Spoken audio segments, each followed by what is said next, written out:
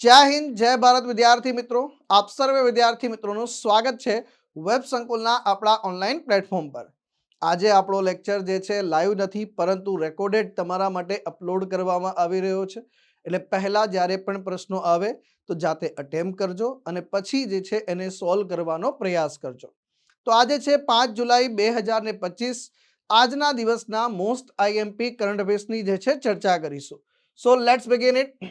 સૌથી પહેલા તો officers GPSC UPSC foundation batch 30 જૂનથી જે છે સ્ટાર્ટ થઈ છે અને જેના ડેમો લેક્ચર ચાલુ છે। જે પણ વિદ્યાર્થી મિત્રો જે છે આ બેચમાં જોડાવા ઈચ્છે છે તો 3 વાગ્યાથી લઈને 6 વાગ્યા સુધીનો જે છે સમય છે। ફ્રી ડેમો લેક્ચર છે। 7 જુલાઈના રોજ ફિઝિકલ જીઓગ્રાફી, 8 જુલાઈ જે છે સાયન્સ એન્ડ ટેકનોલોજી, 9 જુલાઈ જે છે મેથ્સ, 10 જુલાઈ જે છે ગુજરાત કલ્ચર, 11 જુલાઈ જે છે એન્વાયરમેન્ટ, 12 जुलाई जे छे हिस्ट्रीना डेमो लेक्चर छे। तो आ डेमो लेक्चर अटेन्ड करवा माटे जे छे तमे आपणी जे छे सरगासन ब्रांच जे छे त्यां आवी शको छो। साथे साथे जे छे आपणा हेल्पलाइन नंबर छे, हेल्पलाइन नंबर पर फोन करीने पोतानी सीट कन्फर्म करावी शको छो। पहलो प्रश्न छे डेली दिन विशेष होय छे। डोली नामनी गेटी अथवा गेटी पुख्त प्राणीना कोषमांथी क्लोन करायेलू पहलू सस्तन प्राणी बाबते कयुं विधान साचुं नथी? साचुं नथी कीधुं छे तो आमां जवाब आवशे डोलीनो जन्म 1998 में थयो हतो। आ विधान जे छे आनी अंदर साचुं नथी।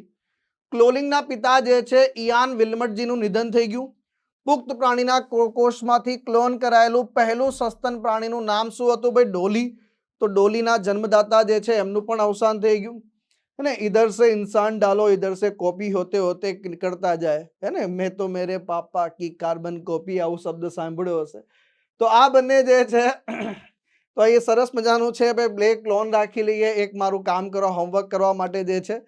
तो आ सेम टू सेम अने आ जे छे तमे कदाच विज्ञाननुं पुस्तक वांच्युं होय आपणुं तमे जीसीआरटी एनसीआरटी तो एमां पण लखेલું છે કે ડોલીની વાર્તા ક્લોન સંપૂર્ણ બતાવેલી છે। એમાં જે છે ફિન ડોર્સેટ ગેટુ, સ્કોટિશ બ્લેકફેસ ઈવ અને ડોલી જે છે આ સંદર્ભમાં જે છે બતાવ 5 જુલાઈ 1996 માં જે છે ડોલીનો જન્મ ક્યારે થાય છે? વર્ષ 1996 માં થાય છે। અહીંયા પણ અને ક્લોન કરાયેલું પહેલું સસ્તન હતું સાહેબ।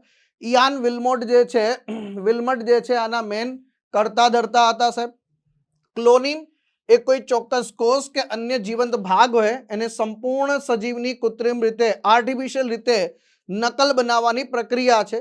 સર્વપ્રથમ જે છે ઇયાન વિલ્મટ અને તેના સહયોગી દ્વારા સ્કોટલેન્ડમાં એડિનબર્ગ ખાતે જે છે રોઝલિન ઇન્સ્ટિટ્યૂટમાં કોઈપણ પ્રાણીનું સફળતાપૂર્વક જે છે ક્લોનિંગ કરવામાં સફળતા પ્રાપ્ત થાય છે। ડોલી નામના એક ઘેટાનું ક્લોન કરે છે જેનો જન્મ 5 જુલાઈ 1996 માં થાય છે। ડોલી જે છે ઘેટાની તંદુરસ્ત ક્લોન હતી તો ફિન ડોર્સેટની જે છે તંદુરસ્ત ક્લોન હતી। ડોલી ઘેટીનું જે છે મૃત્યુ ફેફસાના રોગના કારણે થાય છે। આ ઘેટી જે છે ક્લોનિંગ દ્વારા મેળવેલું પહેલું સસ્તન અને એનો જન્મ જે છે થાય છે અવસાન 2003 માં 96 અને 2003। ક્લોનિંગ કરતી વખતે ફિન ડોર્સેટ નામની માદાની સ્તન ગ્રંથિમાંથી જે છે કોષ એકત્રિત કરવામાં આવે છે અને બ્લેક ફેસ ઈવ માદા ઘેટામાંથી જે છે અંડકોષ એકત્રિત કરવામાં આવે છે અને અંડકોષમાંથી જે છે કોષ કેન્દ્ર દૂર કરવામાં આવે છે। ત્યાર પછી ફિન ડોર્સેટ ઘેટાના જે છે સ્તન ગ્રંથિમાંથી લેવામાં આવેલા કોષનું કોષ કેન્દ્ર સ્કોટિશ બ્લેક ફેસ ઈવના કોષ કેન્દ્ર વગરના અંડકોષમાં દાખલ કરવામાં આવે છે।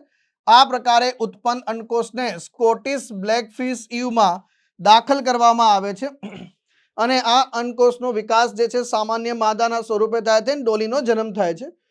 સ્કોટિશ બ્લેકફિશ ઈવ ડોલીને જે છે જન્મ આપે છે પરંતુ ડોલી ફિન ડોર્સેટ ઘેટા જેવી દેખાતી હતી જેનામાંથી જે છે કોષ કેન્દ્ર લેવામાં આવેલું છે। તો સ્કોટિશ બ્લેકફિશ ઈવના અંડકોષમાંથી કોષ કેન્દ્ર દૂર કરવામાં આવે છે એટલા માટે આવું બને છે અને બ્લેકફિશ ઈવનું કોઈ પણ લક્ષણ પ્રદર્શિત ન કરે છે। ડોલી એક ફિન ડોર્સેટ ઘેટાની તંદુરસ્ત ક્લોન બને છે।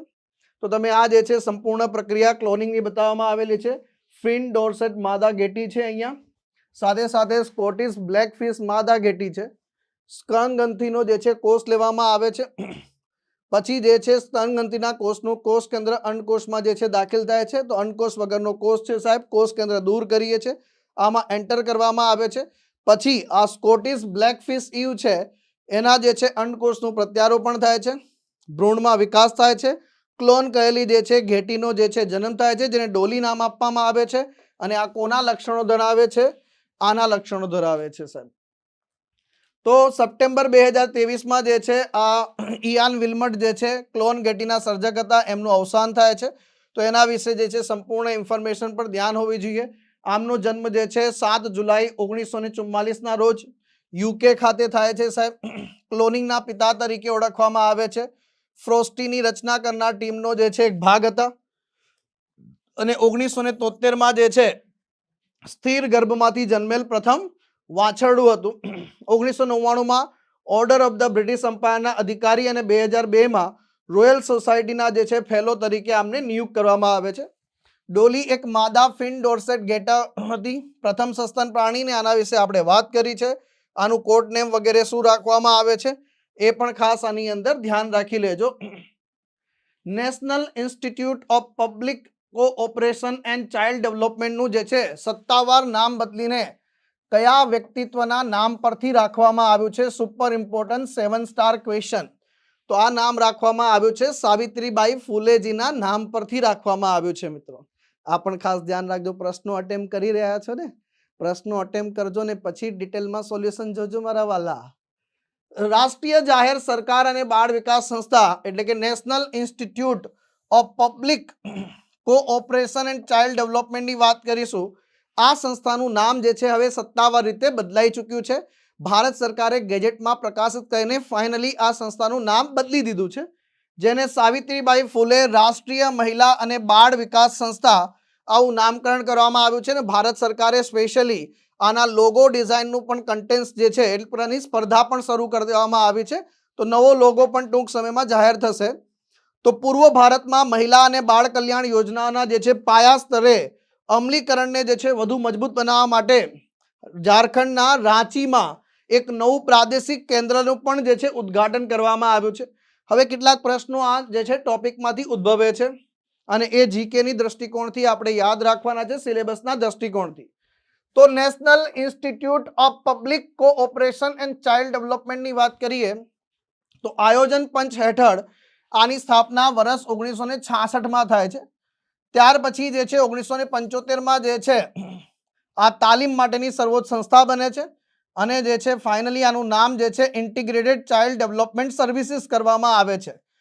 વર્તમાન સ્થિતિની વાત કરીએ તો આ એક સ્વાયત્ત સંસ્થા છે જે મહિલા અને બાળ વિકાસ મંત્રાલયના નેજા હેઠળ કાર્ય કરતી જે છે ઓટોનોમસ જે છે બોડી છે, જેનું મુખ્ય મથક ક્યાં આવેલું છે? નવી દિલ્હી ખાતે.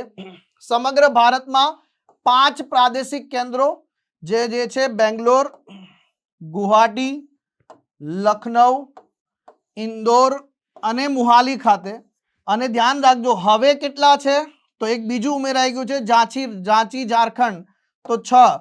તો પ્રાદેશિક કેન્દ્રો જે છે હવે કેટલા થઈ ચૂક્યા છે ભાઈ? તો 6 પ્રાદેશિક કેન્દ્રો છે, એમાંથી એક પણ ગુજરાતમાં નથી. ધ્યાન રાખી લેજો, એક પણ ગુજરાતમાં આવેલું નથી. આ બાબત જરા ધ્યાન રાખજો ભાઈ. ને બેંગલુરુમાં છે, ગુવાહાટીમાં છે, ત્યાર પછી લખનઉમાં છે, ઇન્દોર ખાતે છે, મોહાલી ખાતે છે, રાંચી ખાતે છે. આ કેન્દ્રો પ્રાદેશિક તાલીમ અને વિકાસની જરૂરિયાતોને પૂરી પાડે છે. ખાસ કરીને જે છે બાળ વિકાસ અને મહિલા સશક્તિકરણ જે છે એના પર તાલીમ પર જે છે ખાસ ધ્યાન ફોકસ કરી સંસ્થા છે.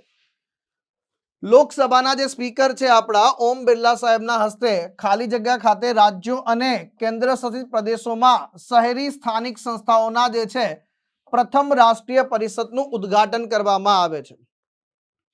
તો ગાઝિયાબાદ છે, ગુરુગ્રામ છે, નોઈડા છે, માનેસર છે. બહુ જબરદસ્ત જે છે માનેસર ખાતે. તો લોકસભા જે છે 18મી લોકસભા અત્યારે હાલ કાર્યરત છે, આપણને બધાને ખબર છે ભાઈ. 18મી લોકસભા, એના જે છે અત્યારે હાલ અધ્યક્ષ તરીકે જે છે કોણ બિરાજમાન છે? તો ઓમ બિરલા સાહેબ બિરાજમાન છે સાહેબ, અને કોટાબુંદીથી જે છે સાંસદ છે. આ ઉપરાંત જે છે લોકસભાના જે છે અધ્યક્ષ અને ઉપાધ્યક્ષ વિશે જો પૂછી લે કે આનો ઉલ્લેખ આપણને ક્યાં જોવા મળે છે તો અનુચ્છેદ જે છે 93માં અધ્યક્ષ અને ઉપાધ્યક્ષનું જે છે પદ આપણને જોવા મળે છે.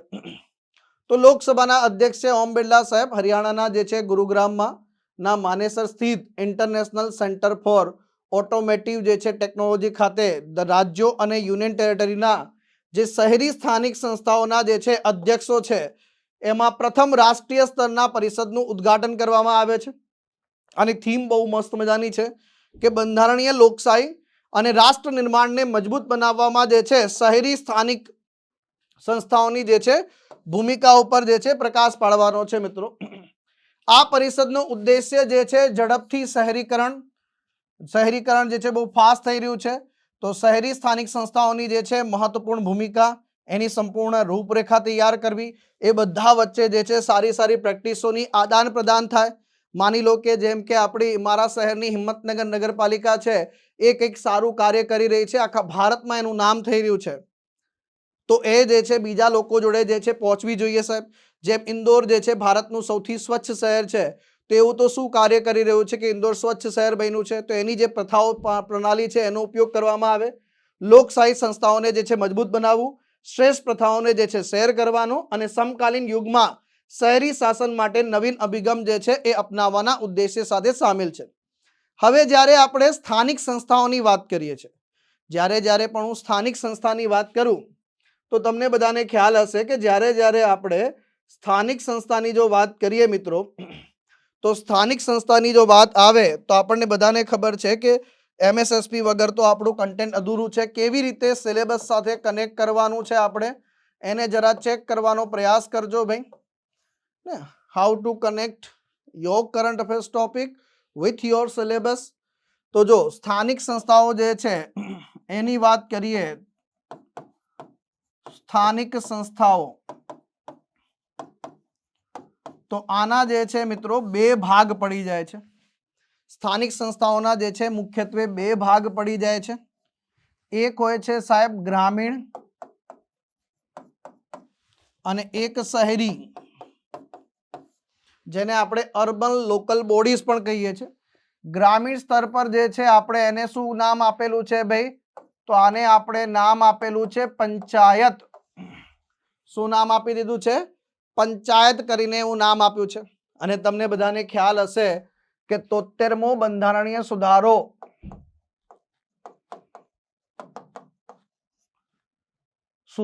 જે છે 1992, આ તમને બધાને યાદ હશે. 73મો બંધારણીય સુધારો ભાઈ બધાને આપણને જે છે ખ્યાલ છે એમ કે આ 73મો બંધારણીય સુધારો જે છે 1992 બધાને યાદ છે. તો એ જે છે સાહેબ અમલમાં ક્યારે આવ્યો સાહેબ, તો આપણને બધાને ખબર છે 24 એપ્રિલ 1993 ના રોજ જે છે આ અમલમાં આવે છે. 24 એપ્રિલ 1993 થી અમલમાં આવે છે. 73મા બંધારણીય સુધારો જે છે એ શું કરે છે, તો ભારતના બંધારણમાં જે છે ભાગ 9 ઉમેરે છે ભાઈ. કયો ભાગ ઉમેરે છે? ભાગ 9. અને એનું ટાઇટલ શું રાખવામાં આવે છે, તો પંચાયત અથવા પંચાયતો. એ જ રીતે ભારતના બંધારણમાં જે છે એક અનુસૂચિ પણ નવી ઉમેરાય છે આના લીધે ભાઈ. તો અનુસૂચિ નંબર જે છે 11 નવું આવે છે, જેમાં કુલ કેટલા વિષયોનો સમાવેશ થાય છે, અને આપણે આમ લઈ લઈએ. અનુસૂચિ 11 માં જે છે કુલ કેટલા વિષયોનો સમાવેશ કરવામાં આવ્યો છે, તો વિષયો બોલે તો ભાઈ 29 વિષયોનો જે છે સમાવેશ કરવામાં આવ્યો છે.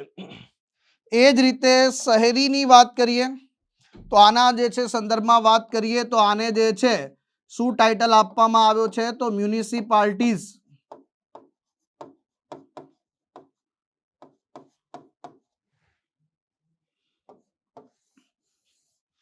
આને મ્યુનિસિપાલિટીઝ નામ આપ્યો છે. આના માટે જે છે 74મો બંધારણીય સુધારો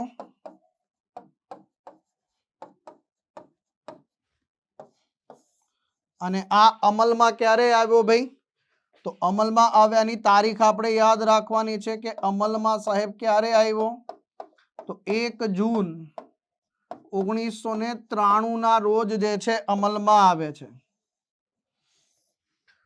અને આ બંધારણીય સુધારાના કારણે જે છે આપણા દેશના બંધારણની અંદર જે છે વાત કરું તો ખાસ કરીને તમને બધાને ખ્યાલ હશે કે આપણા ભારતના બંધારણમાં જે છે અહીંયા શું એડ કરવામાં આવે છે ભાઈ, તો એડ થાય છે ભાગ 9 ક 9A શું એડ થાય છે ભાગ 9A સાથે સાથે જે છે એક નવી અનુસૂચિ પણ ઉમેરાઈ જાય છે માય ડિયર ફ્રેન્ડ્સ અને આ અનુસૂચિ બોલે તો 12 અને સાથે વિષયો પૂછી લે કે કેટલા વિષયો તો ભાઈ 18 કેટલા વિષયો છે 18 વિષયો છે હવે તમને જે છે આ બધી જ બાબતોને જે છે આ બધી બાબતોને જે છે આપણે અહીંયા જે છે મેં તમારા માટે જે છે આનું સંપૂર્ણ જે છે ટેબલ પણ જે છે આપણે બનાવી દીધું છે સેમ આખું ટેબલ બનાવી દીધું છે આ જ વસ્તુને તો આ જે છે 73મો બંધારણીય સુધારો આ 74મો બંધારણીય સુધારો પંચાયતો 24 એપ્રિલ 1993 ભાગ 9 ધ પંચાયત શહેરી સ્થાનિક સ્વરાજની નગરપાલિકાઓ મહાનગરપાલિકાઓ જે છે સમાવેશ 1 જૂન 1993 ભાગ 9 ધ મ્યુનિસિપાલિટીઝ 11મી અનુસૂચિ 22મી અનુસૂચિ 29 વિષયો જે છે 18 વિષયો જે છે પંચાયતની અહીંયા સીધા ઇલેક્શન થાય છે રાજ્ય નાણાં પંચ છે સાહેબ આ જે છે આ બધી બાબતો જે છે આ લખી છે ને આ રીતે આપણે રિવાઇઝ કરવાનું રહેશે તો આગળ વધુ એ પહેલા એસએસસી જે છે સીએચએસએલ અને એસએસસી એમટીએસ ની જે છે આપણી લાઈવ બેચ વેબ સંકુલ લાઈવ એપ્લિકેશનમાં સ્ટાર્ટ થઈ ચૂકી છે જે પણ વિદ્યાર્થી મિત્રોને જોડાવાનું બાકી છે વહેલા તે પહેલાના ધોરણે જોડાઈ જજો બિહાર કેબિનેટ દ્વારા નવા નિયમ મુજબ નિવૃત્ત મુખ્ય ન્યાયાધીશ અથવા સુપ્રીમ કોર્ટના ન્યાયાધીશને ઘરેલું મદદ એટલે ડોમેસ્ટિક હેલ્પ માટે જે છે દર મહિને કેટલી રકમ જે છે પૂરી પાડવામાં આવશે તો આ લોકોએ નક્કી કર્યું છે 60,000 રૂપિયા આપવાનું પહેલા પ્રશ્ન અટેમ્પ કર્યો કે નહીં જાતે ઓય ઓય હા જો જાતે અટેમ્પ કરજો પછી જોજો ગડબડ નહીં જો 60,000 રૂપિયા જે છે આપવામાં આવશે ઇટ મીન્સ કે જે હાઈકોર્ટના જજીસ છે સુપ્રીમ કોર્ટના જજીસ છે બિહારથી બિલોંગ કરે છે રિટાયર થઈ ચૂક્યા છે નિવૃત્ત થઈ ચૂક્યા છે એમને પણ જે છે ઘરમાં મદદ માટે જે છે બધા માણસોની જરૂર પડે છે એના માટે ખાસ કરીને ડોમેસ્ટિક હેલ્પ માટે 60,000 રૂપિયા જે છે તો નિવૃત્ત મુખ્ય ન્યાયાધીશો અને ન્યાયાધીશોના જે છે ઘરેલું સહાય નિયમ અન્ય લાભો મંજૂર કરવામાં આવ્યા છે આમાં નિવૃત્ત હાઈકોર્ટ અને સુપ્રીમ કોર્ટના ન્યાયાધીશો છે એમના જીવન સાથીઓને ઘરેલું સહાય અને ટેલિફોન સંબંધિત વળતર પૂરું પાડવાના ઉદ્દેશ્ય સાથે માસિક ઘરેલું ભથ્થું નિવૃત્ત હાઈકોર્ટના ન્યાયાધીશો અથવા એમના જીવન સાથીઓ માટે જે છે 55,000 રૂપિયા નિવૃત્ત મુખ્ય ન્યાયાધીશો સુપ્રીમ કોર્ટમાં બઢતી પામેલા નિવૃત્ત ન્યાયાધીશો અથવા એમના જીવન સાથીને જે છે 60,000 રૂપિયા જે છે પ્રાપ્ત થશે આ ઉપરાંત જે છે માસિક ટેલિફોન અને ઉપયોગિતા બિલ પણ છે સાહેબ આમાં એટલે સેલફોન છે લેન્ડલાઇન છે ઇન્ટરનેટ છે સચિવાલય સુરક્ષા સેવાઓ માટે 15,000 રૂપિયા પ્રદાન કરવામાં આવશે એમને તો આ એમને જે છે આર્થિક સહાય આપવામાં આવશે આ ઉપરાંત જે છે મુખ્યમંત્રી કલાકાર પેન્શન યોજના પણ શરૂ કરવામાં આવી છે તો બિહારના જે છે કલાકારોને મદદ કરવા માટે સાહેબ ઓછામાં ઓછો જે છે 10 વર્ષ કેટલું છે 10 વર્ષ જે છે કલાકારના ક્ષેત્ર સાથે જોડાયેલા હોય જેમની જે છે સાહેબ ઘણી વખતે શું થતું હોય કલાકારોનું જે છે જીવન એમને વ્યતીત થઈ જતું હોય છે અને એમની જે છે વાર્ષિક આવક 1.20 લાખ કરતા ઓછી છે તો એમને જે છે મંથલી 3,000 રૂપિયાનું જે છે પેન્શન પ્રદાન કરવામાં આવશે ભારતમાં કયા શહેરને જે છે ભારતની પ્રથમ સંપૂર્ણપણે યુપીઆઈ સંચાલિત બેંક શાખા મળી છે એટલે કે સાહેબ તમારે બધી રીતે જે છે યુપીઆઈ નો યુનિફાઈડ પેમેન્ટ ઇન્ટરફેસનો ઉપયોગ કરીને કરવાનું સાહેબ તો આપણે જે છે સિલિકોન વેલી ઓફ ઇન્ડિયા બેંગલુરુને જે છે આ સુવિધા પ્રાપ્ત થઈ છે તો બેંગલુરુના જે છે કોરામંગલમાં જે છે ફિનટેક કંપની જે છે સ્લાઇસ એને યુપીઆઈ ક્રેડિટ કાર્ડ અને યુપીઆઈ સંચાલિત જે છે ફિઝિકલ એટલે કે ભૌતિક બેંક શાખા અને એટીએમ પણ શરૂ કર્યું છે સાહેબ અને બધું ક્યુઆર એટલે કે યુપીઆઈ સિસ્ટમથી કાર્ય કરે છે આ પહેલ જે છે યુપીઆઈ ઇન્ટિગ્રેટેડ એટીએમ છે આ બધું જે છે ખાતા ખોલાવી ડેબિટ કાર્ડનો ઉપયોગ વિના જે છે રોકડ વ્યવહારો થઈ શકે આ બધી વ્યવસ્થા છે આ રીતે યુપીઆઈનો જે છે ક્યુઆર કોડનો સ્કેન કરીને કરીએ છીએ એમ દેશની સૌથી લાંબી રેલ ટનલ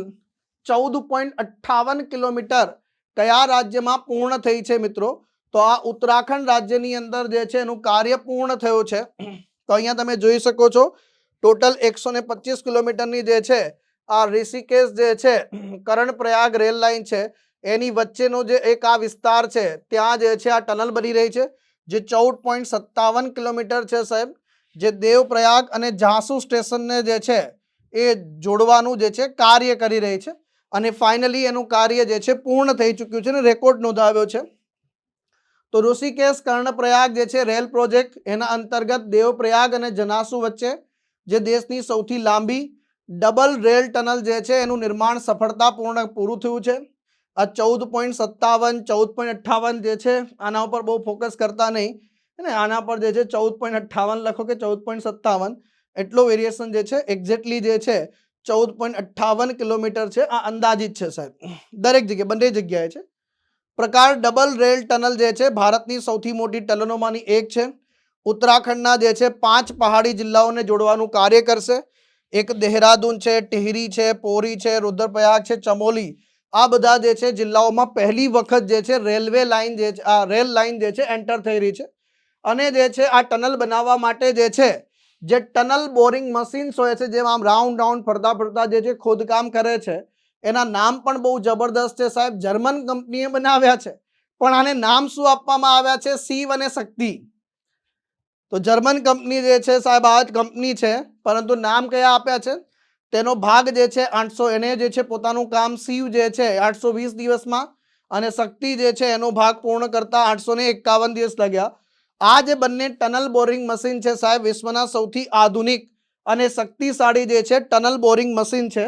આ ઉપરાંત જે છે આની અંદર આપણે ઓસ્ટ્રેલિયાની ને ટનલની સુરક્ષા માટે જે છે કઈ ટેકનિકનો સુરક્ષા માટે પૂછે તો ભાઈ જે છે ઓસ્ટ્રિયન ટેકનોલોજીનો ઉપયોગ કરી રહ્યા છે. મુસાફરીનો સમય જે અત્યારે 7 થી 8 કલાક લાગે છે એને ઘટાડીને માત્ર 2 કલાક લઈને આવશે. પહેલી વખત રેલ કનેક્ટિવિટી મળશે.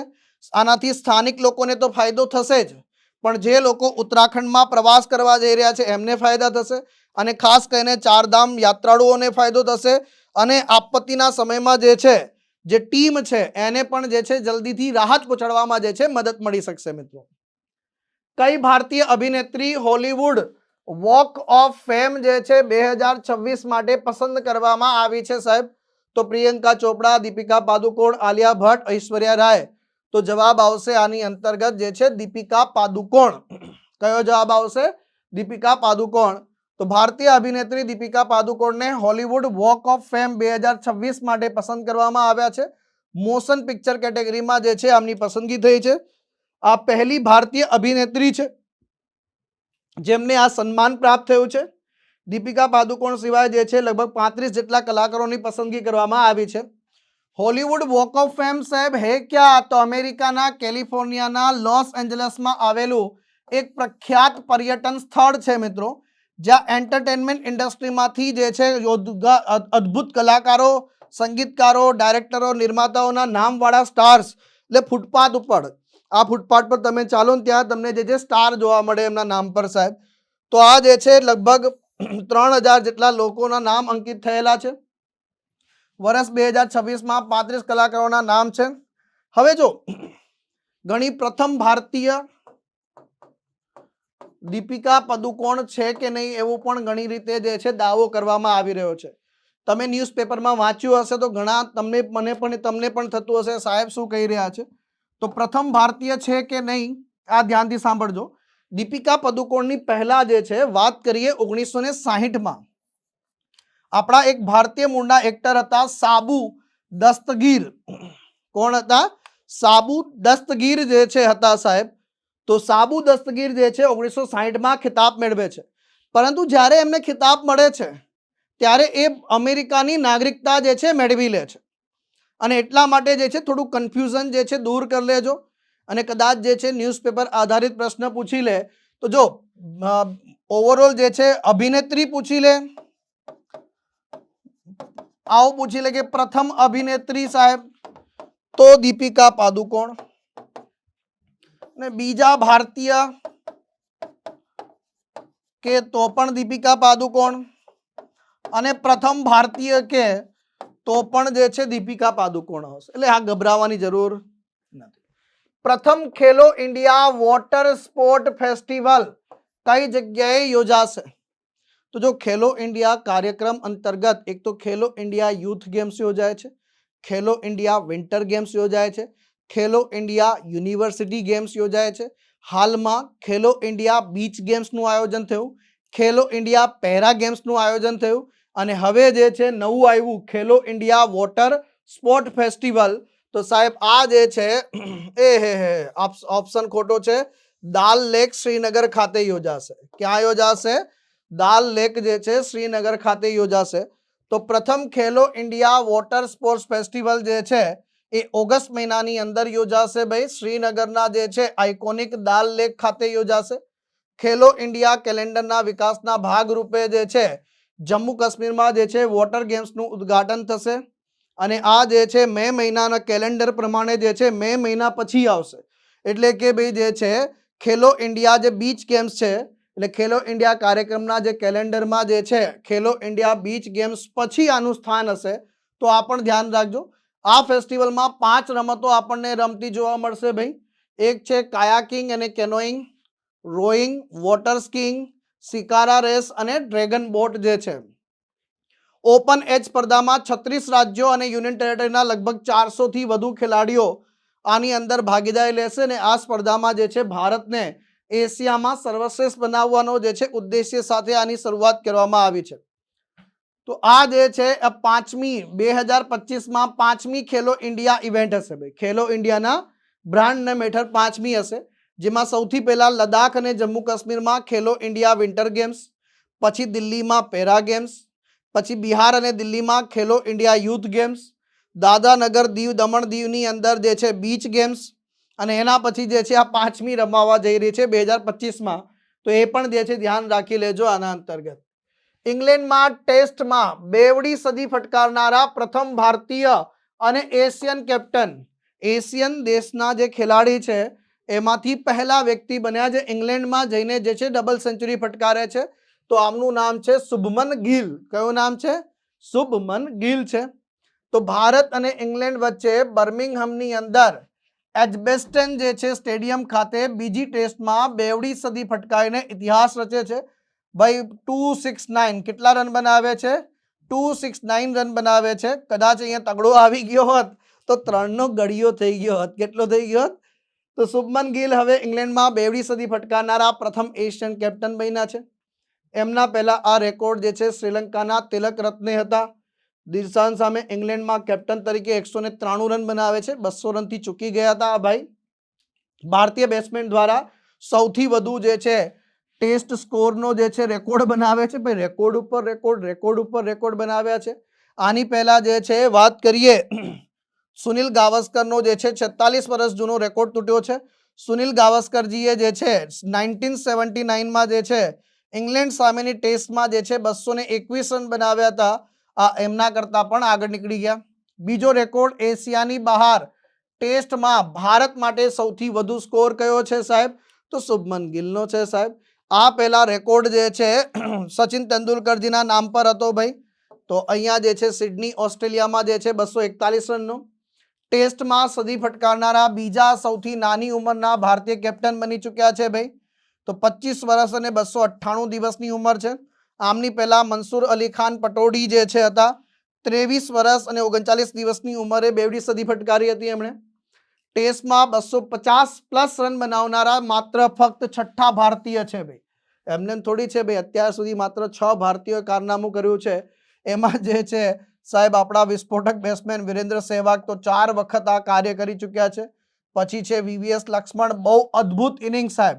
જો વીવીએસ લક્ષ્મણ અને રાહુલ દ્રવિડની વાત કરીએ સાહેબ, આ બંનેની ઇનિંગ જોવી હોય તો કોલકાતા ટેસ્ટ ઓસ્ટ્રેલિયા સામેની જે છે ઇનિંગ જોજો સાહેબ. પછી કરુણ નાયર છે અને વિરાટ કોહલી છે સાહેબ. તાજેતરમાં કયું રાજ્ય શેર બજારમાં રોકાણકારોની સંખ્યા 1 કરોડને પાર કરનારું ત્રીજું રાજ્ય બન્યું છે સાહેબ?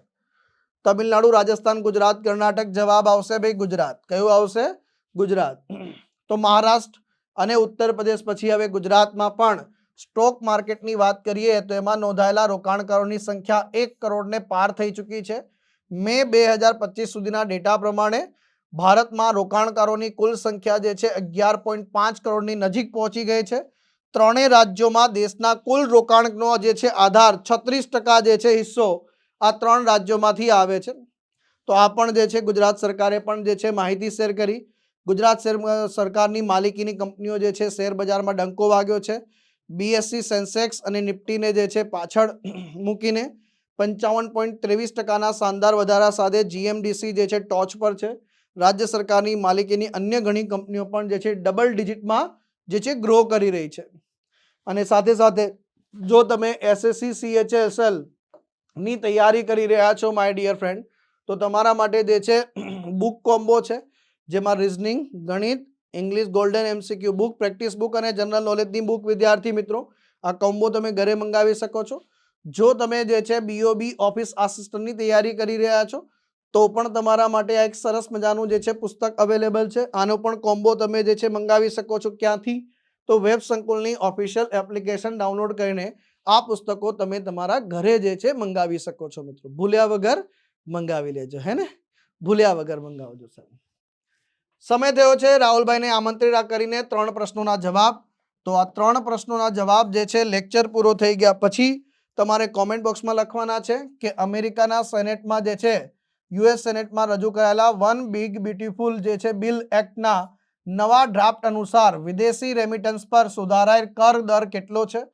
રિલાયન્સ ડિફેન્સ અને કોસ્ટલ મિકેનિક્સ જે છે કયા ભારતીય રાજ્યમાં એક નવું ડિફેન્સ એમઆરઓ હબ શરૂ કર્યું છે?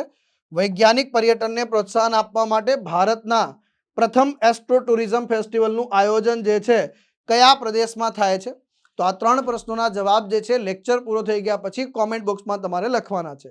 આજનો લેક્ચર રેકોર્ડેડ હતો. આશા કરું છું લેક્ચર સ્ટાર્ટથી એન્ડ સુધી જે છે તમે જોયો હોય અને લેક્ચર જોયો હોય કમ્પ્લીટ, અને ડેઈલી તમે લેક્ચર જોતા હોય અને આખો લેક્ચર જેને જોયો હોય એ આજે કોમેન્ટ અવશ્યથી કરજો. આજે કોમેન્ટ અવશ્યથી કરજો અહીંયા જે છે, જેનાથી મને ખ્યાલ આવી જશે કે તમે જે છે આજે સંપૂર્ણ લેક્ચર જોયો છે. મળીશું નેક્સ્ટ લેક્ચરમાં. ટિલ ધેન મને રજા આપો. બાય બાય, ટેક કેર, જય હિન્દ, જય ભારત.